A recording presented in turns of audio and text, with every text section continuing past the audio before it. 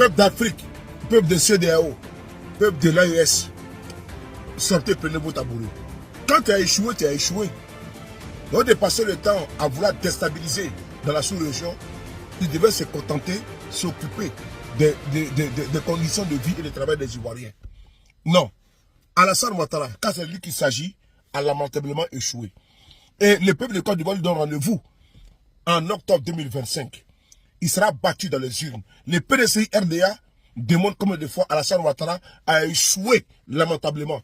Écoutez vous-même, vous allez comprendre. C'est de ça qu'il s'agit. On écoute. 500 000. Donc en fait, le taux de pauvreté, le nombre de pauvres n'a pas diminué, ça augmente. Après 15, 12, 13 ans de régime du RHDP.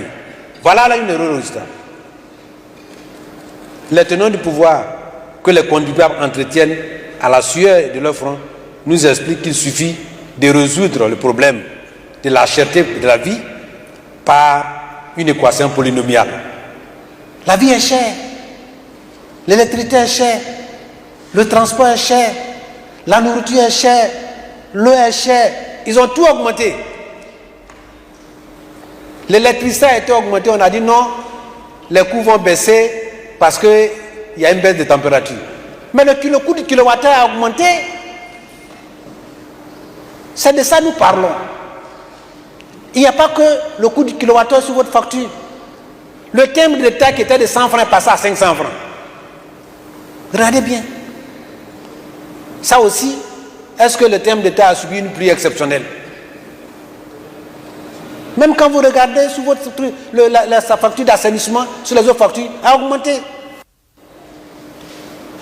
Alors, pourtant, nous sommes là, nous regardons. En matière de logement social, il n'est pas exagéré de dire que c'est un échec cuisant. Allez-y me montrer une cité comme Sikoji qui est là, depuis que le PDCI est parti du pouvoir. Allez-y me montrer ça à Abidjan. Les opérations privées qu'on fait là, vous ne pouvez pas avoir une maison, 3 pièces, à moins de 30 millions de francs CFA. Si vous voulez construire, vous ne pouvez pas avoir un terrain aujourd'hui à moins de 30 millions de francs. Un terrain nu, quelquefois même avec conflit.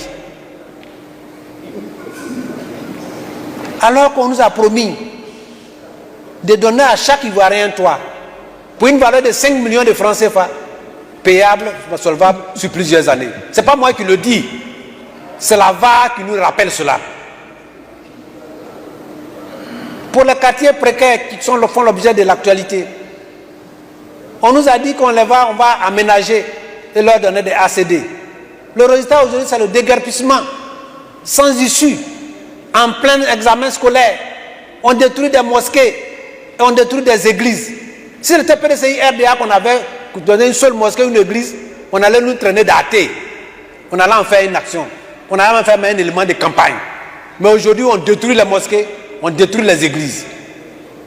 On chasse les gens, on les met au soleil, à la pluie. Et malheureusement, comme le malheur n'y veut pas, à cette période-là, les inondations nous rappellent l'incohérence et le manque d'expertise des ingénieurs qui n'ont jamais fait la pratique, mais qui ont fait la formule polynomiale. Partagez voilà. la vidéo.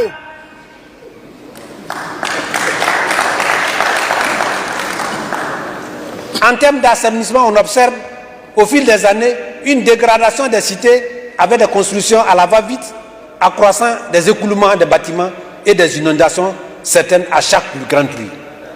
Maintenant à Abidjan, il faut intégrer les inondations dans la vie. Chaque fois qu'il pleut plus de 15 mm de pluie, on a des inondations. Et ça, je vais expliquer à ces ingénieurs polynomiaux que la ville d'Abidjan a été construite de la partie basse, c'est-à-dire vers la lagune, jusqu'à vers la partie haute. Et plus vous accroissez l'espace de collecte de l'eau, vous augmentez ce qu'on appelle le bassin versant. Et comme on est en train de mettre en valeur, ou bien attribuer de manière anarchique, les talwegs, c'est les endroits les plus bas, y compris les pentes des talwegs, il n'y a plus d'absorption d'eau. Toute l'eau qui devait s'infiltrer est collectée pour venir, et ça vient vers des canaux qui n'ont pas été agrandis, et ça crée donc un débit. En hydrologie, on appelle ça le débit. Et le débit, c'est la quantité d'eau qui passe à un endroit sur une surface bien donnée. Et ça crée de la force, de l'énergie, qui a une capacité de détruire, de destruction, une capacité de vitesse. Et l'eau passe toujours par l'endroit qui est moins basse. Et si vous construisez dans un bas-fond, l'eau va venir vous montrer qu'elle, elle joue avec le temps et non pas avec la force. Elle va vous détruire. Et vous allez jusqu'à sur la route d'Alépé, vous verrez que partout on est en train de construire dans les talwegs, dans les bassins versants, dans les bas-fonds. Au vu de tous. Les espaces verts que le PDCI a levés ont été colonisés pour faire les bâtiments parce qu'ils ont la rend frais.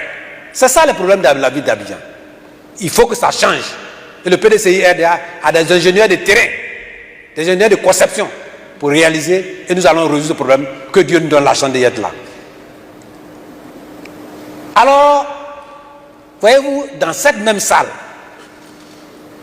je suis venu vous rendre compte d'un projet de loi que le ministre de la Construction avait envoyé pour taxer le ciment et le fer. Je vous avais dit ça ici. À l'Assemblée, nous étions opposés pour dire que c'est les premiers intrants qui sont à la fois valables pour Abidjan comme dans l'intérieur du pays. Mais ils ne nous ont pas compris, ils ont taxé le ciment et le fer. Quelles sont les conséquences? D'abord, ça rend le ciment cher, ça rend le fer cher, et ça éloigne des cadres moyens de leur capacité à construire un toit. Mais aujourd'hui, vous allez bien vérifier, il y a que, comme le vrai fer coûte cher, il y a des fers contre-fers qui sont dans le circuit. Comme le ciment coûte cher, le dosage de ciment est plus ou moins truqué. Les ciments, les briques que vous avez ramassées ne respectent pas le même sonage. Et quand ils prennent pour construire les immeubles, sous la pression, le fer qui n'est pas normal commence à se plier, ça crée des craquements. Voilà le vrai problème. Quand on félicite des gens pareils, qui sont en train de faire voir des équipements couler, qu'on les félicite pour un bon travail, c'est que le monde est à l'envers. Voilà les réalités que nous vivons. Abidjan, notre capitale économique, est devenue une ville étouffante par les embouteillages, les difficultés et la cherté du transport. Pourtant, on nous avait promis aux Ivoiriens que le transfert de la capitale serait effectif dès la prise de fonction du RDR.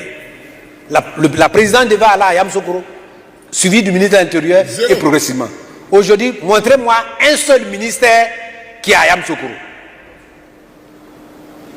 Nous allons nous engager à le faire effectivement par la volonté de nos papas Henri Konan Bédié et Félix Foubaï. Rien.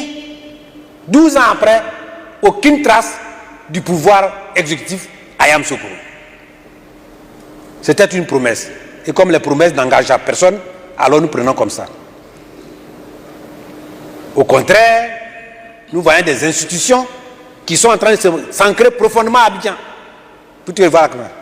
Le coût élevé de l'électricité, j'en ai parlé, n'a jamais atteint, en Côte d'Ivoire n'a jamais atteint un tel coût élevé. Pourtant, on nous dit qu'on est compétitif. Le gouvernement montre son impuissance face aux difficultés des consommateurs de notre pays. Puis, toutes les composantes du prix de l'électricité ont connu une hausse, je vous ai en parlé. Nous assistons à une période pénible pour nos concitoyens, déguerpis, laissés à la rue, sous la pluie, sans recours ni assistance. Yako, à nous les Ivoiriens. Yako.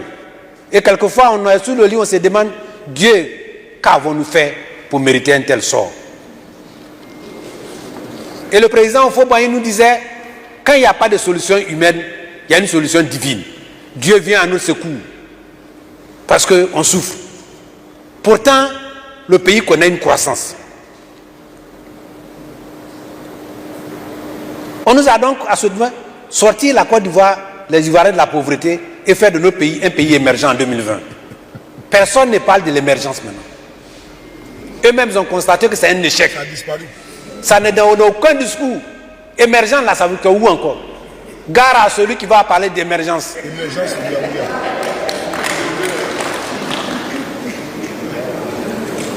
Les promesses non tenues n'épargnent pas le milieu rural. Alors que les tenants du pouvoir avaient promis octroyer 60% du prix CAF des matières premières à nos citoyens, aujourd'hui, prenons l'ANACAB. Quand je parle, on dit, moi je viens de là-bas. Les gens à peine payent 100 francs, 150 francs. C'est même pas à un seul endroit, partout.